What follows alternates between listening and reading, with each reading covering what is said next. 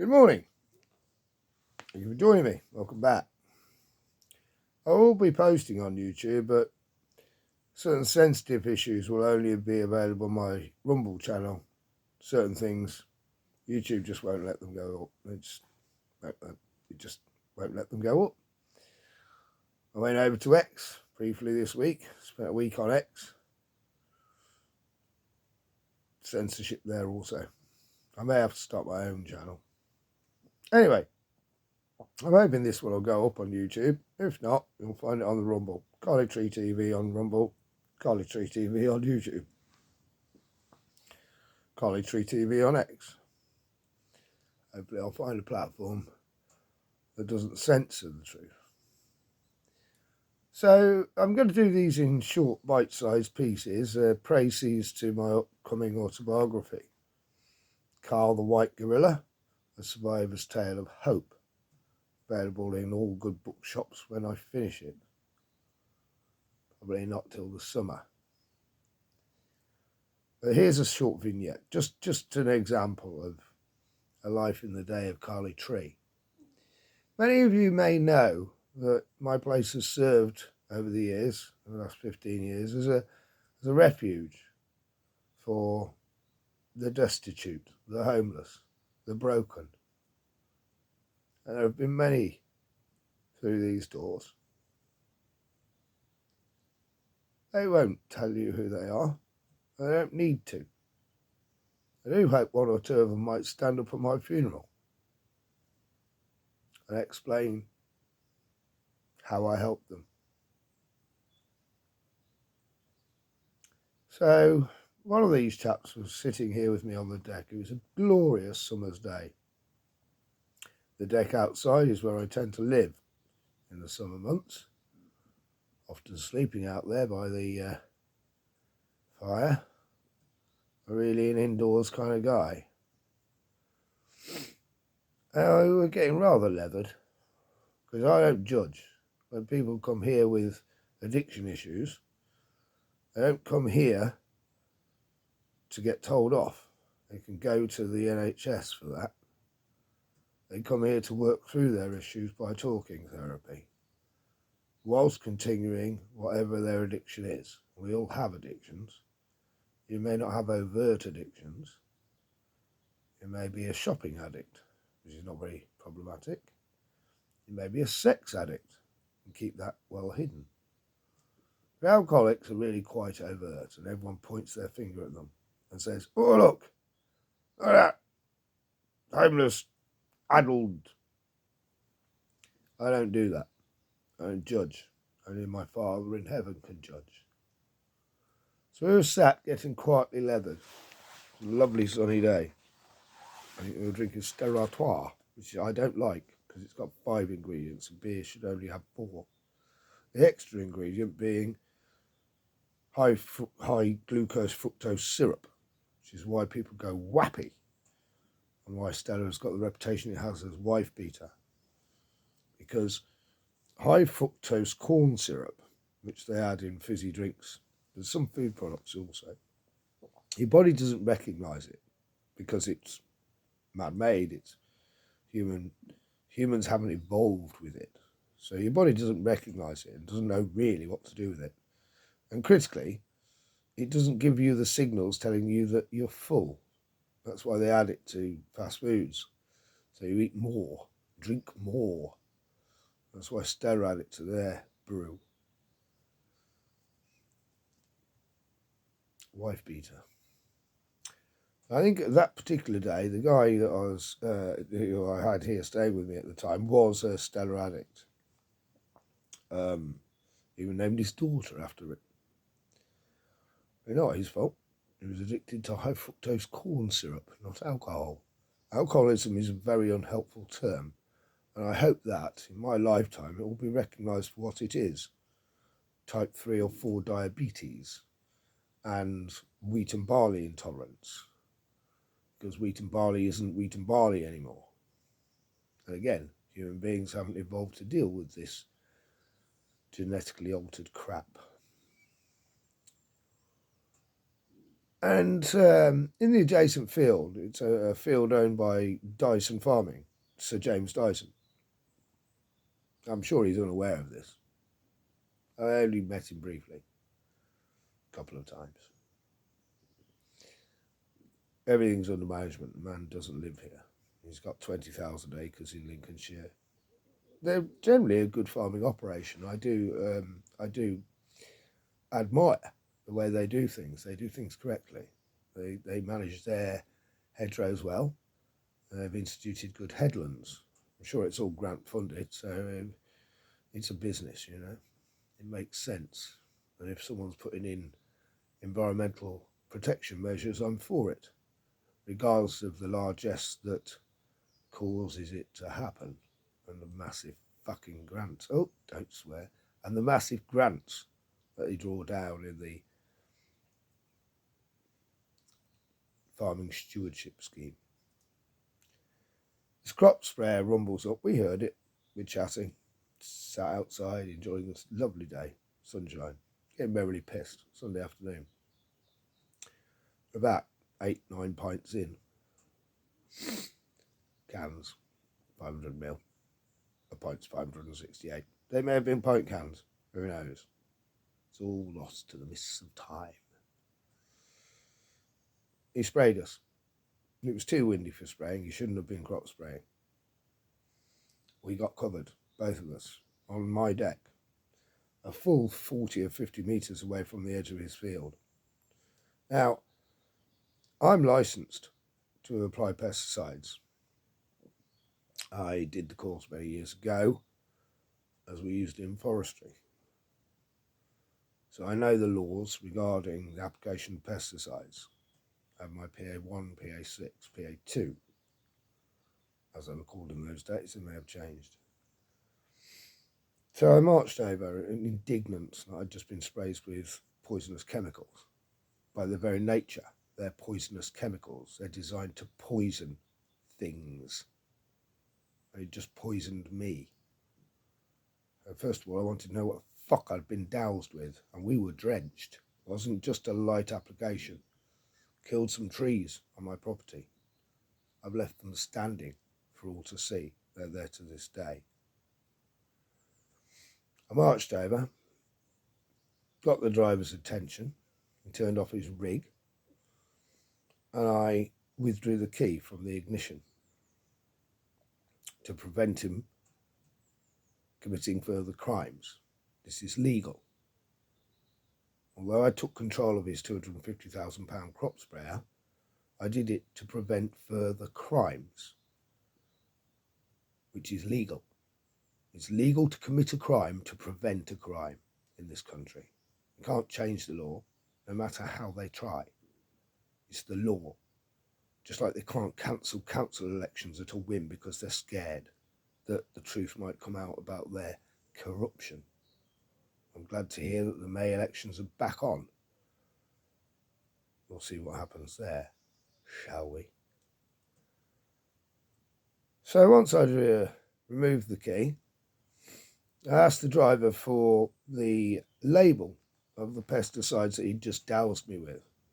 It's a legal requirement that the driver or applicator has the label on their person at all times in case of a poisoning event.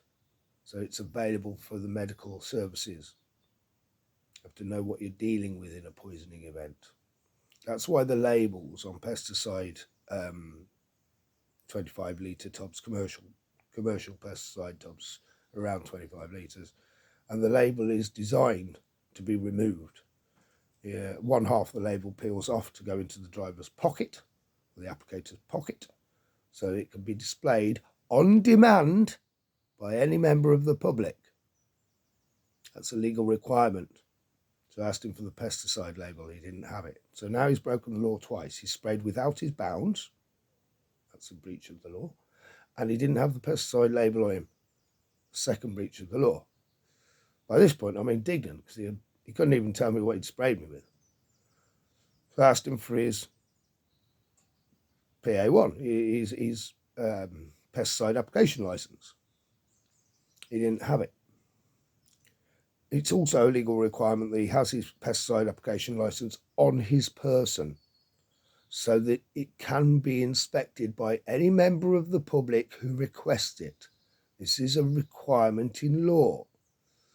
So now he's broken the law 3 times. Now, I'm a really tolerant guy. I understand farming and I understand the way things work. Quite easygoing, as we are in Lincolnshire. But this, I'd had enough now. So I've got an unlicensed operator spraying an unknown chemical outside of his property, and he sprayed me and my friend with possibly poisonous substance. Well, they're definitely poisonous substances, but possibly carcinogenic. So I called the police. Very rare I call the police on anyone. I called the police yesterday, actually, to report them trying to murder me. That's another matter. We've now got another force investigating Lincolnshire Force, which is corrupt to the very top. I was threatened by the Assistant Chief Constable. He said, no one will believe you. Well, guess what? They will. Because I am truth. So on this day in question, a single officer attended, came here, walked over. By this point, the farmhand had called his supervisor because I've stopped their crop spraying operation and time is money. So a big guy turns up. He's one of Dyson's farm managers. So I've got 2 hairy-ass farmers who are twice my size. I only weigh 8 stone. These are big farmhands, big hands. And while we were waiting for the police officer to arrive, they threatened me in numerous ways. But I don't take threats seriously. Everything that can be done to me has been done to me. And I'm not scared of anyone or anything apart from God. I fear God alone, nothing else. This police officer attended, I think he was a PC. He was quite old for a PC, so he can't be much cop, as if he was at his age. And this is all corroborable, it's some of the records. At his age, if he's still a PC, he can't have been much cop, if you pardon the pun.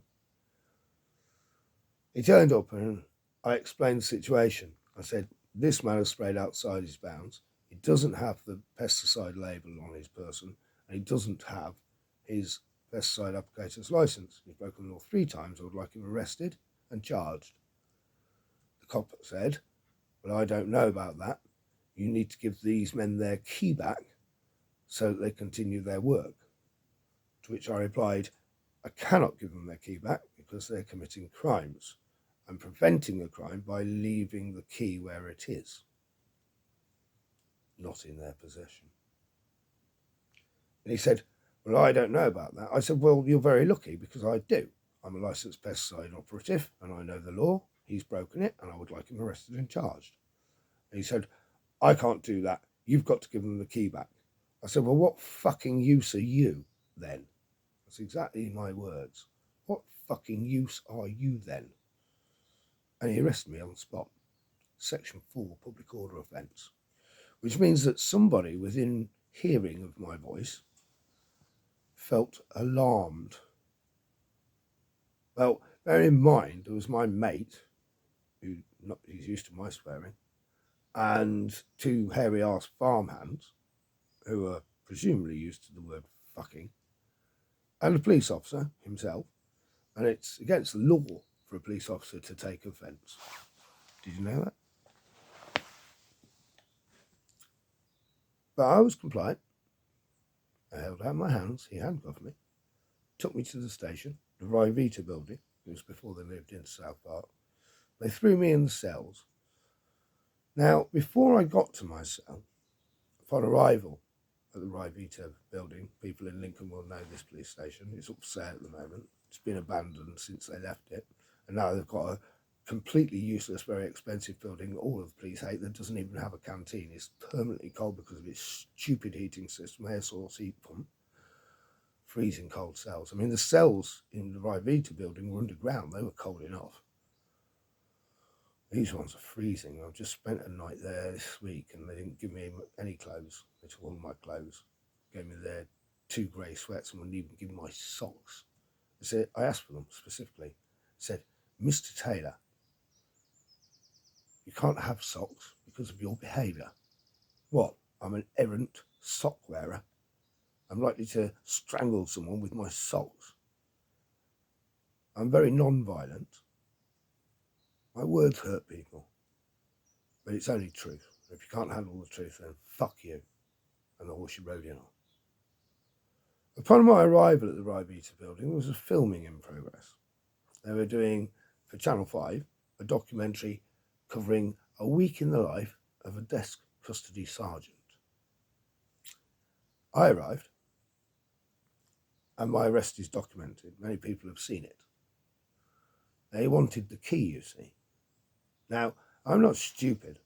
If I'd had that key on me, they would hit me with a charge of theft of crop sprayer, £250,000, grand larceny.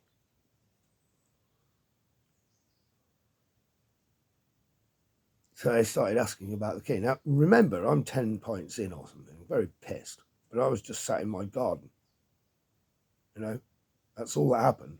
I was sat in my garden and this fucker came and sprayed me with chemicals. What would you do if somebody came and sprayed you in chemicals when you were relaxing in your garden? I think many people would have reacted with violence. I didn't. So they're asking me for the key. Now, I was only wearing 2 items of clothing, a vest and a pair of pyjama bottoms, Animal, from the Muppet Show. For that is one of my pseudonyms. I think I was bought by my daughters. I love them. They're now gone. So they're saying, we need to search you for the key. Now you can look at this. Channel 5 have taken it down because they didn't want to get sued by me. Tough shit. It's on the Wayback Machine. And I will be coming and suing you because you lied, didn't you?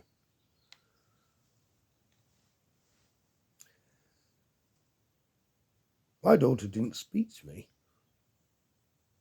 for 3 years after this because she had to go to school on Monday morning at the age of 15. I'm thinking of Jessica. And face her friends because what I did next shocked even the police. So on film, they asked for the key and said they were going to search me. Now, I've been violently searched by the police many times. And I thought, it's an opportunity. There's a camera here. So I said, here you are. You don't need to take me into a little room and search me and rough me up. I'll do it right here. So I removed both items of clothing, threw them at the copper, and said, there, search them for your fucking key. And if you want to search me any further, we got a problem and you're going to need more cops. 58 million views before Channel 5 took it down. It's probably significantly more than that now, but it's widely shared. Even to this day, I'll sometimes just be wandering around the streets and someone will walk up to me and say, good to see you with your clothes on. Massively humiliating. As I say, broke the relationship between me and my oldest daughter for a decade. We're still not right today. In fact, I can't see either of my daughters due to bail conditions. Trumped up charges. No charges. And just on bail. Extended repeatedly. Now, they threatened me with threats to kill because apparently I'd threatened to kill the farmer on the initial visit. I didn't. I just suggested that it would be better if he'd never been born. It's not a threat to kill. So that charge didn't go anywhere. They also threatened me with theft crop sprayer, £250,000, so grand auto theft. But again, that wouldn't hang, so I didn't have the key. So they dropped that.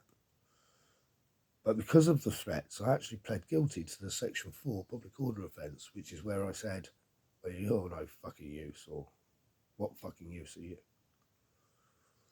And so I got a fine for that. It was £80. I paid the fine as soon as I left the nick because they released me after 25 hours. Oh, yes, I should mention that Assistant Chief Constable called me to check on my welfare. That's a story in itself for another day. They have to. That's a different story. Came out of the nick, of course, with no clothes, no shoes, no wallet, no phone, no keys, no hope. I managed to find my way home. I thought, well, I'll just pay this fucking fine. A couple of weeks later, I thought, I'll just pay this fine. 80 quid. So I paid it online, and I got an email back. This again is provable and recorded and all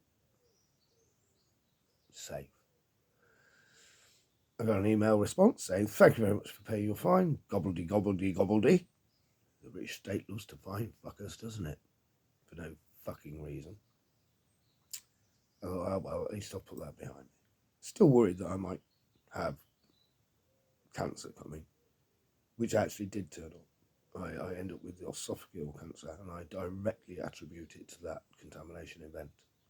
But that is a separate story also. You'll have to buy the autobiography for that. Carl the White Gorilla, A Survivor's Tale of Hope. Available in good bookshops shortly. Where I tell all, and I tell all. The reason I'm going through a reputable publisher is so their legal team can protect the guilty. Now, the reason Lincolnshire Police are so keen to defend James Dyson is because they're all Freemasons.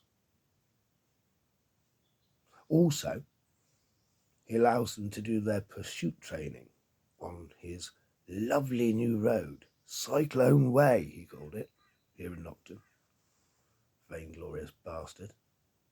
These shit fucking products made in China. Ugly, plastic, heavy, cumbersome, and not fit for purpose. I'd rather have a SIBO, German engineering, far superior, in my opinion. They also train their K9 units on his land. Same K9 units that were in attendance and have bitten me. Again, that's another story. Now, I'm going to try and put this on YouTube. But they're reluctant to put some of my truth up. So I've got a Rumble channel now, Carly Tree TV. You're probably seeing this on there. And also Carly Tree TV on X and everywhere else. But for the real skinny and the corruption of Lincolnshire Police and how they've tortured me because of what I know, and this is a molehill compared to what will be in my book.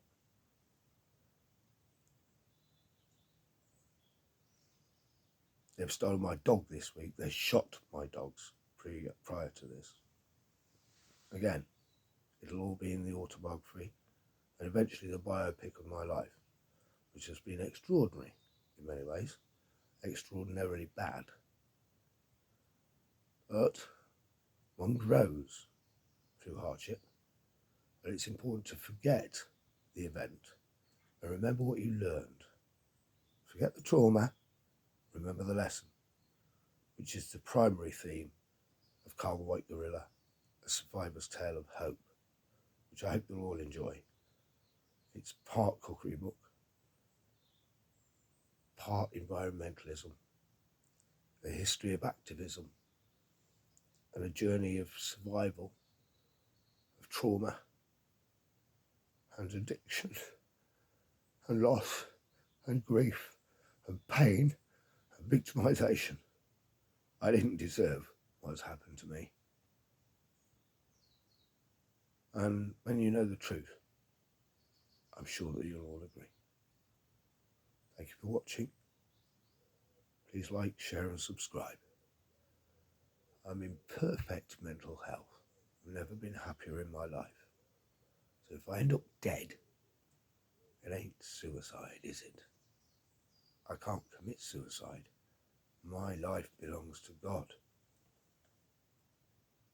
So if I was to kill myself, that's a kind of theft. I don't be an idiot, but thief of the Most High. All praise to Yah, the Most High. Thanks for watching. Goodbye.